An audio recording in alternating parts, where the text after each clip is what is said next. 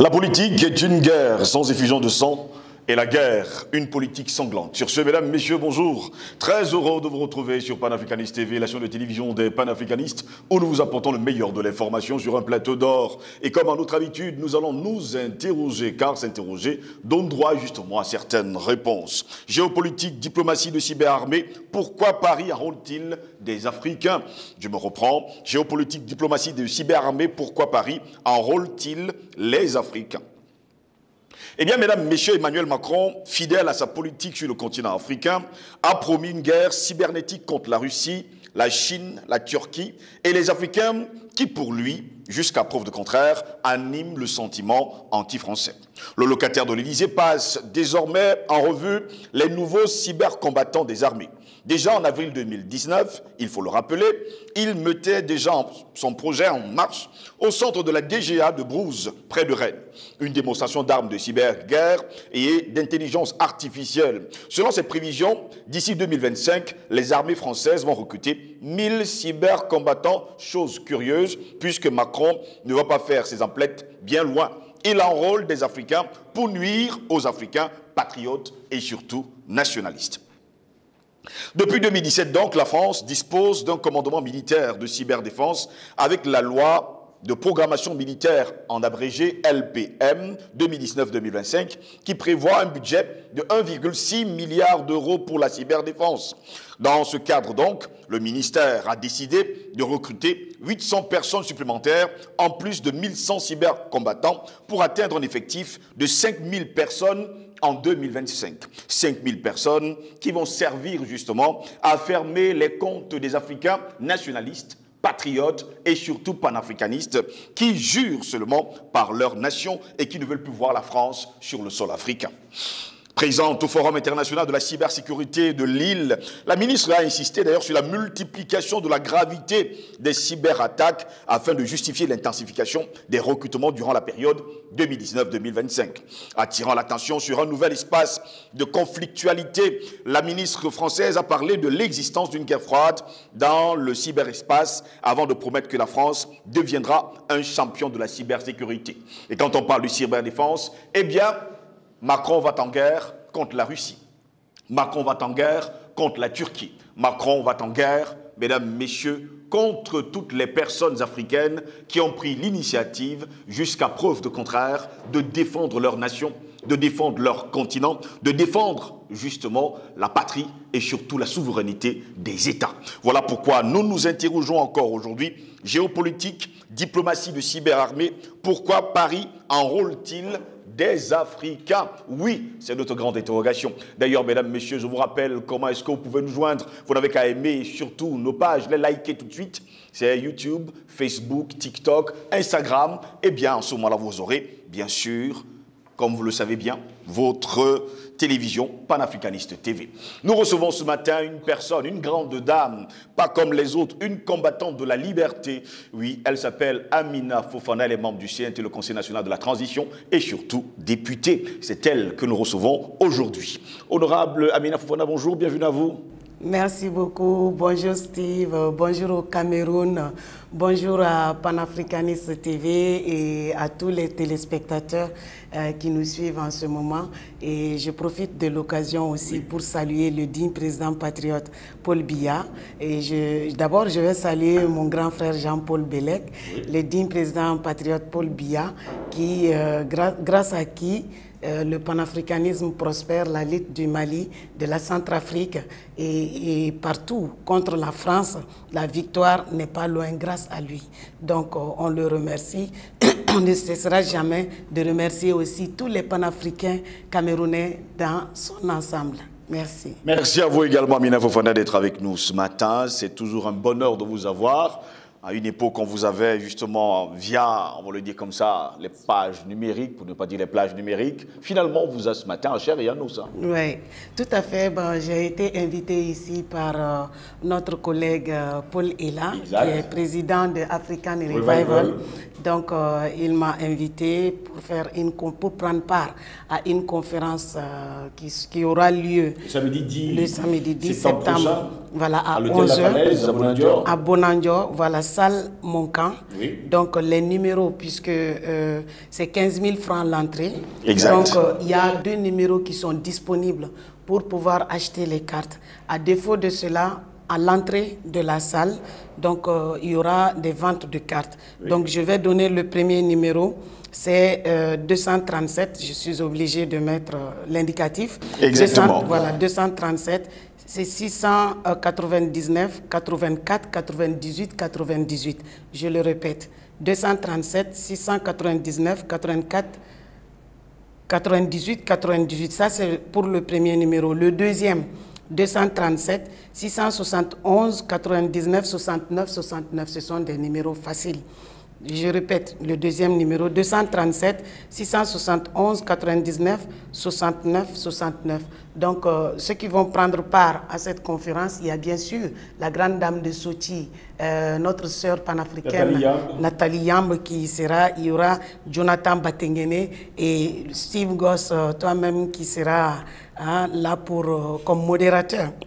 Donc, merci. Je pense que je vais ajouter que M. Yam Timba et le président Bandakani sont en déplacement, c'est pour ça qu'ils sont indisponibles. Et je vais aussi rajouter que tous les fans que j'ai ici au Cameroun doivent s'y rendre parce que mon temps de séjour est très limité. Donc je ne pourrai pas avoir d'autres opportunités que de vous rencontrer après la conférence. Donc donnons-nous rendez-vous ce samedi-là, le 10 septembre, à l'hôtel La Falaise de Bonandio. Vous l'avez très bien compris, mesdames, messieurs, c'est justement le mouvement African Revival qui organise une conférence sur le thème souveraineté économique et politique des États. Le Mali parle à l'Afrique, c'est justement le thème de cette conférence qui aura lieu bien sûr ce 10 septembre de l'an de grâce 2022 dès 11h à l'hôtel La Falaise de Bonandio, salle Moncam, avec tous les invités que vous connaissez. D'ailleurs, la grande dame qui est avec nous ce matin, Amina Fofana, sera des nôtres d'ailleurs. On aura également la grande dame de Sochi, Nathalie Yamb. Il faut que ses fans s'y rendent. Les fans de Nathalie Yamb également, qui sera avec nous ce matin-là, ce sera à 11h, il faut bien le préciser. On aura Edmond Katé et Jonathan Batengene. Et je serai également des vôtres, il faut le préciser, comme le modérateur. N'oublions pas également les numéros pour vous qui avez besoin justement de billets. Le 699, 84, 98, 98. Le 671, 96, 69, 69. Je reprends, 671, 99, 69, 69. Et le 699, 84, 98, 98. Vous êtes donc attendus très nombreux le samedi 10 septembre prochain, j'insiste là-dessus, pour cette grande conférence. Bien sûr, le Mali nous parle. Et comme le Mali nous parle, mesdames, messieurs, notre vœu le plus cher, c'est que ça fasse boomerang d'un peu partout dans le monde. Amina Fofana, revenons justement à notre sujet du jour, puisque vous êtes notre invité ce matin. Commençons déjà avec la géopolitique, diplomatie de cyberarmée. Pourquoi Paris enrôle-t-il des Africains? Il y a encore quelques semaines, Emmanuel Macron a pris l'initiative de bloquer tous les comptes des réseaux sociaux de tout Africain qui se dit patriote ou qui est panafricaniste. Et d'ailleurs, pour faire ce sale boulot, eh bien, Emmanuel Macron recrute des Africains pour justement continuer à détruire d'autres Africains. Vous, qu'est-ce que vous en pensez? En vérité, Emmanuel Macron ne recrute pas que des Africains pour nuire aux Africains. Oui. C'est-à-dire qu'en début d'année, il y a Florence Parly, avant qu'elle ne soit dégagée, oui. Voilà, bien fait, vite fait par les autorités maliennes, lui et Jean-Yves Le Drian, donc avait annoncé sur les chaînes des intox françaises, sur les médias mensonges de la France, que l'État français allait débourser 1,6 milliard d'euros oui. pour désinformer les peuples africains, pour nous attaquer. Oui. Et pour cela, ils allaient recruter 800 000 personnes. Donc parmi ces 800 000 personnes, il y a des faux profils, c'est-à-dire on peut mettre la photo d'un Africain, mais c'est un Français qui est derrière. Exactement. Donc ils ont voté ce budget contre les Africains sur les réseaux sociaux. Mais moi, ce que je veux dire, c'est qu'aujourd'hui, Macron se rend compte trop tard que le panafricanisme est invincible. Désormais, c'est le panafricanisme qui va gérer l'Afrique et non l'impérialisme mal placé, l'impolitesse mal placée de la France, ça ne passera pas. Donc, pour ce faire, ils ont recruté des Français et ils ont recruté des Africains aussi. Et les 10 Français ont des faux profils. Nous, on les reconnaît facilement à travers ce qu'ils disent sur la Russie. Ou, voilà, on connaît leur slogan. La Chine et les panafricanistes. Voilà, effectivement. Donc, on connaît leur slogan. Et c'est pour cela qu'ils ont déjà perdu cette bataille. Moi, qui suis là, ils m'ont fermé mon compte parce que la dernière fois, lorsque j'étais en commentaire sur Afrique Média, j'avais expliqué pourquoi Louis XVI avait été guillotiné par le peuple de la France, parce que le peuple français n'est pas différent de Macron. Le peuple français, jusqu'à présent, avec toutes les mauvaises décisions de Macron, se résigne, c'est-à-dire reste derrière Macron. Donc, tel dirigeant, tel peuple. C'est cela. Donc, le peuple français, moi, je lui ferai aucun cadeau. Il suffit de monter sur Internet pour faire un commentaire. Vous allez voir comment ils vont affluer sur vous. Exactement. Donc, mon compte a été bloqué parce que j'ai expliqué comment le roi Léopold II a été tué, guillotiné par le peuple français en 1789. Pourquoi? Parce que le roi a dit il faut stopper l'esclavage, il faut que les Français retournent à leur dignité, travaillent pour vivre de leur travail et stopper l'esclavage. Quand il a dit ça, tout le peuple français est sorti contre un roi souverain. Ils l'ont amené à la guillotine. Donc c'est ça que j'ai expliqué. Sans insulter qui que ce soit, l'histoire dans sa forme. Ils m'ont dit que je ne suis pas en conformité avec les normes standards ou je ne sais pas leurs standards. Donc ils m'ont d'abord mis 7 jours. 1 heure après, ils ont regretté, ils ont mis ça à 1 mois. Et maintenant, chaque fois, ils me bloquent. Et ma page et mon compte, chaque fois, ils me bloquent. Donc, j'ai un autre compte qui s'appelle Amour et Panafricaniste que j'utilise lorsque ils entrent en action. Donc, c'est une guerre perdue d'avance parce que mon déplacement pour venir au Cameroun, ça ne dépend pas de la France. Ça ne dépend pas de l'impérialisme. Et c'est ça la véritable lutte. Comme notre ami Paul Ella a l'habitude de le dire, il faut la synergie des luttes. Donc cela passe aussi par le déplacement pour parler stratégie entre nous, pour parler d'organisation, d'efficacité en matière de lutte, pour que l'on puisse se débarrasser définitivement de la France. Pour ajouter autre chose, je pense que maintenant, il faut une alternative. Il nous faut le réseau chinois et le réseau russe pour venir d'abord fragiliser la France et fragiliser Facebook lui-même. Donc, il y a 2 réseaux alternatifs.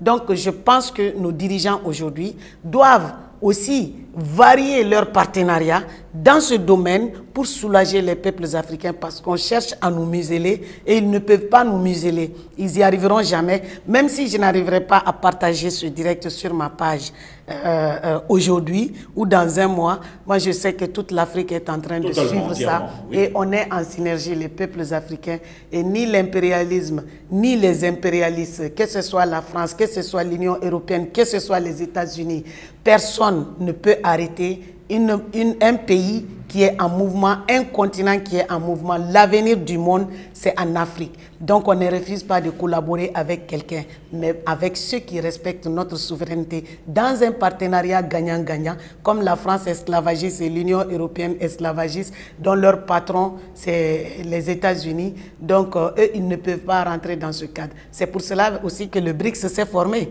Donc, il faut aussi une armée parallèle, comme l'OTAN.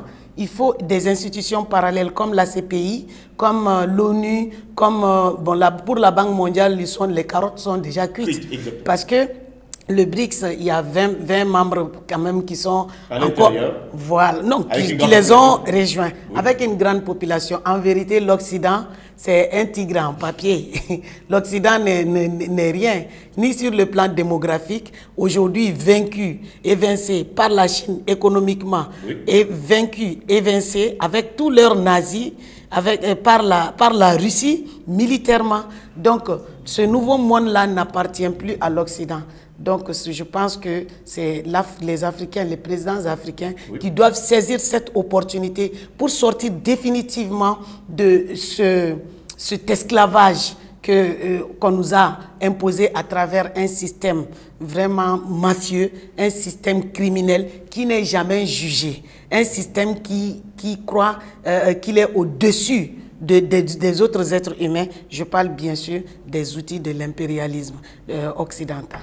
Vous avez parlé tout à l'heure justement de ce budget qui a été voté par le Quai d'Orsay, sans oublier l'Élysée, 1,6 milliard de francs CFA pour désinformer les Africains. Mais la désinformation n'a pas commencé aujourd'hui. La désinformation a commencé également avec deux chaînes, on va le dire comme ça, deux médias mensonges qui pilulent sur le continent africain. Il s'agit de RFI et de France 24. On se rappelle de ce que les autorités maliennes ont pris avec beaucoup de courage le temps de chasser ces deux médias justement du sol malien. Pour vous, il faudrait le faire également dans tout le continent? Oui, on a intérêt à se débarrasser des médias mensonges parce que les médias mensonges ne sont pas différents des légionnaires français. Ils tuent d'une autre manière. Ils ont été renvoyés parce que pendant les massacres de Moura, ils ont accusé l'armée malienne d'exaction. C'est ce que RFI et France 24 ont fait. Donc ils ont été priés de prendre la porte, de sortir complètement du Mali. Donc l'antenne RFI, voilà. Et ils sont beaucoup qu'on ne peut plus avoir au Mali. Hein.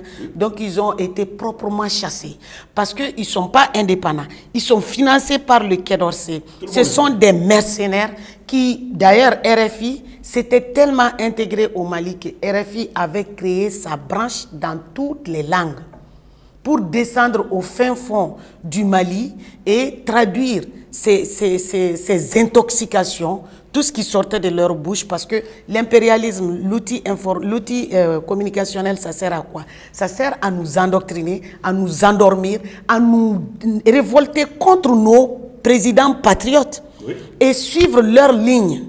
Or, on n'a pas la même ligne. Pas du tout. Ce sont des médias mensonges. Donc RFI, quand RFI a pris cette posture, ce n'était pas leur première fois. Que ce soit RFI, que ce soit France 24, BFM TV, toutes ces bêtises-là, Le Monde, etc.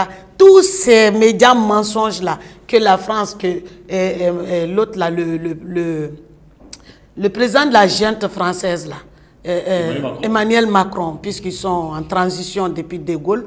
Donc le président de la junte française est sorti s'agiter devant les ambassadeurs pour leur demander d'être agressifs et leur demander d'intoxiquer, d'attaquer le peuple africain. Ben, ça, c'est un peuple qui ne connaissait pas son histoire. Ça, ce n'est pas le peuple africain de 2022. Ça veut dire que vous allez partir de partout plus tôt que prévu, parce que vous êtes même en train de nous donner raison. Donc j'espère que nos dirigeants vont prendre leurs responsabilités. Foutre toutes ces, j'ai envie de dire, tout ce bordel à la poubelle, qu'ils aillent diffuser, parce que les Français, ils n'écoutent pas RFI. Ce n'est pas fait pour les Français. France 24, moi, quand je suis partie là-bas en 2012, ils ont dit non, ça c'est des chaînes pour l'Afrique, on ne connaît pas, c'est quoi France 24. Ils ne savent pas. Pendant que nous, ils nous lobotomisent, ils nous bombardent toujours d'infox et d'intox à travers leurs médias. Moi, je pense que c'est le moment pour les présidents de chasser ces médias partout sur le continent. Et vous allez voir comment ils vont se mettre, je vais le dire comme ça, tu m'excuses, la queue entre les jambes pour venir ramper ici. Parce que jusqu'à présent, ils sont en train de négocier au Mali pour... C'est justement la question que depuis un bon bout de temps déjà, il y a des négociations en sous-bassement pour demander le retour de RFI de France 24 sur le sol malien. Ils iront nulle part, ils vont rester à Jupiter là-bas. Ils ne viendront pas au Mali. Jupiter va devenir Vulcain. Oui. Donc, ils ne viendront pas au Mali. Ils ne peuvent pas espérer sur ça une seule seconde parce qu'un chien ne change jamais sa manière de s'asseoir. Jusqu'à preuve de contraire, finalement, on est dans une guerre virtuelle contre les Africains, 800 000 personnes, avec de faux profils, des Africains, des Français, triés sur le volet, et sans oublier une cybersécurité de la part de la France. Ils ont surnommé ça la cyberdéfense, contre, on va le dire comme ça, les intérêts des Africains. N'est-ce pas un peu trop pousser le bouchon? Oui, mais moi, je te dis que ce sont des colons. Si vous voyez le colon arriver à ce niveau de bassesse, c'est qu'il est battu.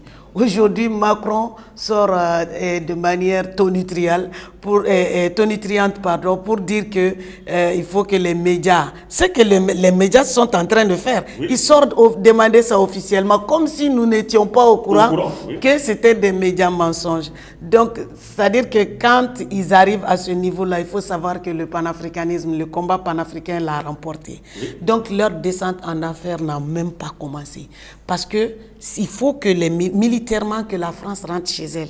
Parce qu'on aime l'Ukraine, on soutient l'Ukraine. Pourquoi ils n'envoient pas Barkhane en Ukraine?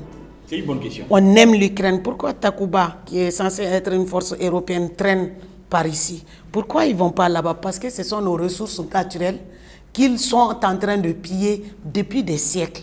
Et c'est cela qui a été aussi stoppé par le Mali en nationalisant toutes les ressources naturelles du Mali. Et d'ailleurs, l'or, l'usine qui va transformer l'or, le digne président patriote Assimi Goïta a déjà posé la première pierre. Donc ça veut dire que ce qui se passe aussi en Guinée, c'est la même chose. On va transformer nos produits, nos matières premières sur place et on va donner de l'emploi à nos jeunes. Et ce sont eux, là-bas, les Français, qui seront obligés de venir chercher le boulot ici. En ce moment, on verra ce qu'on pourra faire. Mais en ce qui concerne leurs médias mensonges à propos du Mali, ils ne reviendront jamais et nous ferons tout pour qu'ils quittent l'Afrique parce que le volet militaire a quitté le Mali, ça a quitté la Centrafrique aussi. Donc il faut que l'occupation militaire cesse. Et ça ne peut pas aller sans la demande forte des peuples africains. On ne peut pas s'asseoir simplement pour dénoncer sur Internet. Ça ne suffit pas. Il faut se mobiliser, demander au président de les chasser. C'est comme ça, c'est obligatoire dans tous les pays. Et c'est comme ça qu'on va chasser le franc CFA et que le Watner, chef des mercenaires, Alassane Ouattara, va manger tout seul son projet d'éco, enfin son éco. Donc il faut absolument que les peuples africains se mobilisent pour dénoncer la présence des bases militaires françaises ici. Ils n'ont qu'à aller sécuriser d'abord le peuple français. Donc, à défaut de cela, ils peuvent aller soutenir l'Ukraine, comme je viens de le dire. Donc, le franc CFA, les multinationales, les bases militaires, la langue, tout ça va partir parce que si vous voyez aujourd'hui que la France a le culot d'être notre open holder à l'ONU, c'est parce qu'on parle encore sa langue. C'est pas seulement qu'on parle sa langue, c'est-à-dire que sa langue est la langue officielle dans nos pays. Mais du moment où ça ne sera pas la langue officielle de nos pays, la France n'aura plus le droit de parler au nom des Africains, sans les Africains et contre les Africains. Ce droit-là, on va l'arracher à la France. L'essentiel, c'est d'arriver aussi à arracher le droit de veto à la France, à l'ONU. Il y a beaucoup de choses dans cet ensemble-là. Et aussi, je parlais tout à l'heure des manifestations. Donc, il faut que les peuples se mobilisent pour demander le départ des bases militaires. Cette langue, il faut qu'on s'en débarrasse, mais en ne faisant pas d'elle la langue officielle. Donc, dans ce contexte précis, dans ce cas de figure, le Mali a totalement changé la constitution. Donc, la dite constitution va finir, je pense, dans 2-3 semaines. Ça sera disponible parce que nos constitutions coloniales sont taillées à la mesure des accords coloniaux que la France a imposés, que le colonel putschiste de Gaulle a imposé aux peuples africains. C'est pour cela que le Mali veut se débarrasser de tous les colonialismes et même au CNT, nous avons voté des projets de loi pour nationaliser les ressources, les sites que la France occupe, occupe illégalement dans nos pays. On a nationalisé cela. Et ne sois pas étonné que dans la nouvelle constitution, tout soit naturalisé pour le bonheur du peuple malien et africain. Pour sortir justement de cet entretien à Minia Fofana, je reviens justement sur une actualité avec la ministre des Affaires étrangères de la France. Elle s'appelle Catherine Colonna, qui, il y a encore quelques jours, lors de la conférence des ambassadeurs et des ambassadrices du côté de la France, a passé la majeure partie de son temps à insulter justement le Mali en déclarant qu'ils vont d'échec en échec dans la lutte contre le terrorisme. Dites-nous un peu. Vraiment, elle n'a pas appris la leçon avec Florence Warli. Elle n'a pas appris la leçon. C'est pour ça que je dis le chien ne peut. C'est impossible pour le chien de changer sa manière de s'asseoir. Donc, quoi qu'il en soit, le chien restera toujours un chien. C'est juste une métaphore que Madame voilà, ne soit pas vexée pour cela. C'est une métaphore. Donc, elle aurait dû comprendre que la diplomatie malienne est un cas d'école pour la France. On va éduquer la France. Et vous allez voir que la France sera l'esclave des pays africains. On en fera ce qu'on voudra. Et à l'avenir, ce sont les Africains qui vont imposer des présidents patriotes à la France. Il faut rééduquer cette France. Il faut que les peuples soient obligés de se regarder en face, de regarder leurs laideurs en face, leurs crimes contre les Africains qu'ils ne considèrent pas comme étant des êtres humains, mais comme étant des choses. Ça, c'est bientôt terminé. Donc, en revenant sur cette calamité qu'est cette ministre qui n'apprend pas la leçon. Les erreurs des précédents ministres. Voilà, et justement, ce qui l'attend, c'est elle ira à la poubelle de l'histoire comme ses prédécesseurs. Donc, cette dame dit que le Mali va d'échec en échec. Où est l'échec? Pendant 9 ans, pendant 10 ans, qui a échoué? Pendant 10 ans, Steve, figure-toi que la France n'a même pas tué 49 terroristes au Mali. Et personne n'a jamais vu un corps de terroristes que la France a tué. Tout simplement parce que ce que l'État malien est en train de dénoncer, c'est ça la vérité. La France arme les terroristes, a fait venir les terroristes, nourrit les terroristes, paye les terroristes contre le peuple malien, contre l'armée malienne. C'est ça la réalité. C'est pour ça que la France, avec ses employés, la France ne va pas s'en prendre à ses employés. Et la France même était un État terroriste. C'est pas moi qui le dis, c'est Salif Keïta qui le dit, le grand panafricain musicien, chanteur du Mali. Salif Keïta, il a dit la France c'est un État terroriste et il a dit comment Ibeka peut se soumettre à ce gamin. Et vous devinez c'est qui le gamin? C'est bien sûr Emmanuel Macron qui est le gamin. Donc la France c'est un État terroriste. Ça c'est un fait. C'est la France, la preuve est que notre autorité a tiré Macron par les cheveux pour l'agenouiller devant l'ONU et faire éclater la vérité avec des preuves. Parce qu'aujourd'hui, avec la montée en puissance de l'armée malienne, on a des radars, on a tout. Donc les intrusions aériennes que la France faisait au Mali ne sont plus possibles. La France ne peut même en étendant son transpondeur. D'ailleurs, ces avions-là de la France qui violent notre espace aérien viennent de chez Ouattara, viennent de chez Bazoum. Ce sont les deux pays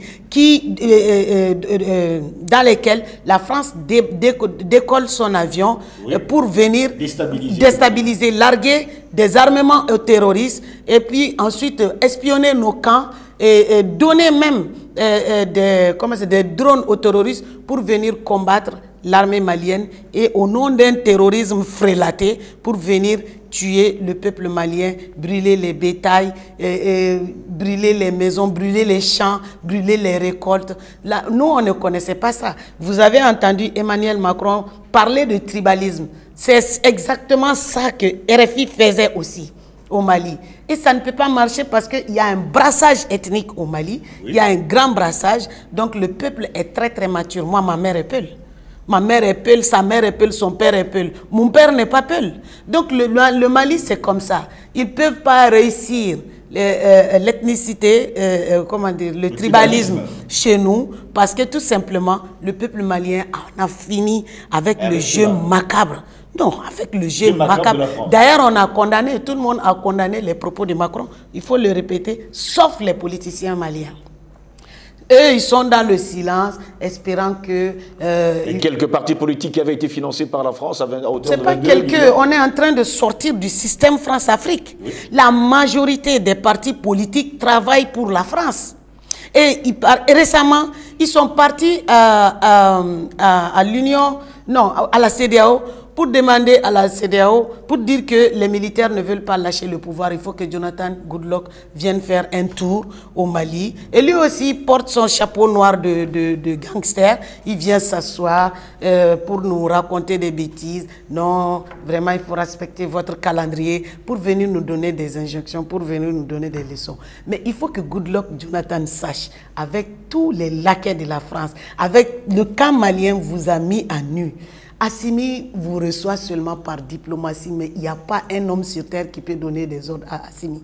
Vous perdez votre temps. Si les Maliens, le jour où les Maliens vont décider qu'il sera président, ni vous, ni vos maîtres personne sur cette terre ne pourra l'empêcher parce que c'est le peuple. Il sera président pour le peuple, pas pour vous. Mais ça sera bien sûr contre vous, contre votre système mafieux.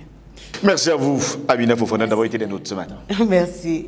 Mesdames, Messieurs, c'est ici que s'achève cette autre édition de Parole panafricaniste. Nous recevions justement l'honorable Amina Fofana. Elle est justement députée à l'Assemblée nationale et surtout membre du Conseil national de la transition du Mali. La conférence. Justement, et sans oublier la conférence qui aura lieu justement le 10 septembre prochain du côté de Bonanjo. Elle est là pour cela, justement dès 11h. Et il y aura justement du beau monde de ce côté-là. Nous vous attendons avec beaucoup d'impatience. Il y aura également la dame de Sochi, Nathalie Yam, qui sera également des nôtres. Amina Fofana qui est sur ce plateau ce matin. Il y aura également Edmond Kuaté, sans oublier Jonathan Batenguenin. Et bien sûr, on parlera du Mali, le cas du Mali, politique, économie. Et sans oublier bien sûr de ce qui va se préparer dans les jours à venir. En tout cas, le Mali parle entièrement et totalement à toute l'Afrique. Au plaisir de vous retrouver très prochainement. Bonne journée à toutes et à tous.